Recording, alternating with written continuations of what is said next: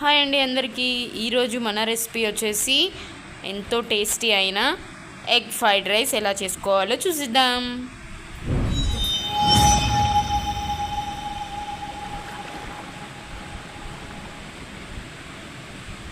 So ఈ egg fried rice కోసం first నేను ఇక్కడ రైస్ తీసుకున్నాను.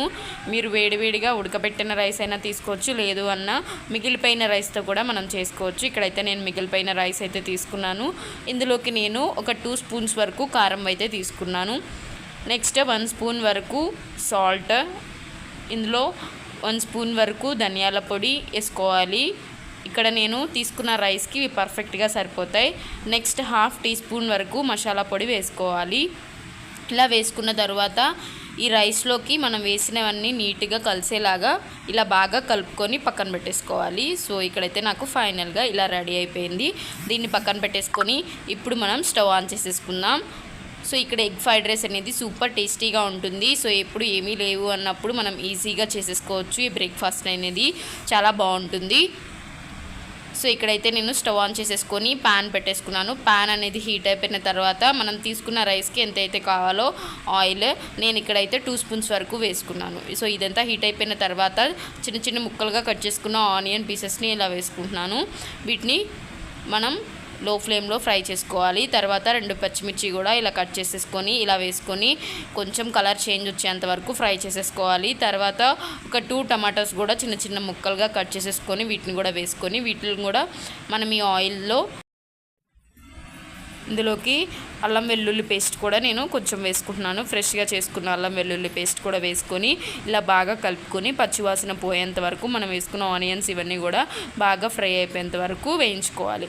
సో ఇలా ఇదే ప్యాన్లో ఇలా పక్కకు తీసేసుకోవాలి. సేమ్ ఇప్పుడు ఇదే ప్యాన్లో మనం కొంచెం ఆయిల్ అనేది తీసుకోవాలి.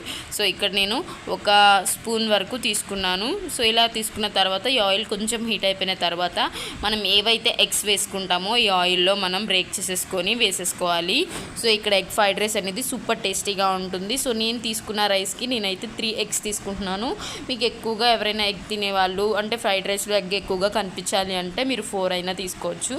నేనైతే 3 అయితే పోతాయి కాబట్టి ఇలా 3 అనేవి తీసేసుకొని ఇలా పక్కనున్న ఆయిల్లోకి ఇలా పగలు కొట్టేసుకోవాలి. మనం బ్రేక్ చేసేసుకొని సో వీటిని మనము తిప్పకుండా ఫస్ట్ కొంచెం సేపు ఉడకనిచ్చేసేయాలి. సో ఉడకనిచ్చిన తర్వాత మనం తిప్పుకున్నాము అంటే మనకి వేసిన ఎగ్ పీసెస్ అనేవి కొంచెం పెద్ద పెద్దగా చూడడానికి కూడా బాగా కనిపిస్తాయి. సో ఇక్కడైతే కొంచెం ఉడికిన తర్వాత నేను ఇలా వీడియోలో చూపిస్తున్న విధంగా నేను ఇలా ఉడికించిన తర్వాత దీంట్నైనే ఇలా కలుపుకుంటున్నాను ఫైనల్గా.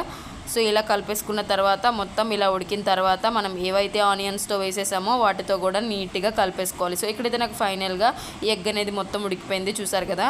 వీటిని కొంచెం పెద్ద పీసెస్ లాగా ఉంచేసుకొని సో ఏవైతే ఆనియన్స్ ఉన్నాయో కూడా వాటిని కూడా ఇలా నీట్గా కలిపేసుకొని కొంచెం 2 నిమిషాలు ఉడికనిచ్చాలి.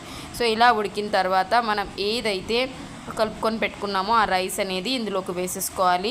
సో ఇప్పుడైతే మనం స్టవ్ అనేది హై ఫ్లేమ్లో పెట్టేసుకొని మనం వేసుకున్న రైస్ ఎగ్ అంతా కలిసేలాగా నీట్గా కలిపేసుకొని ఒక 5 to 10 మినిట్స్ వరకు బాగా తిప్పుకుంటూ ఉండాలి.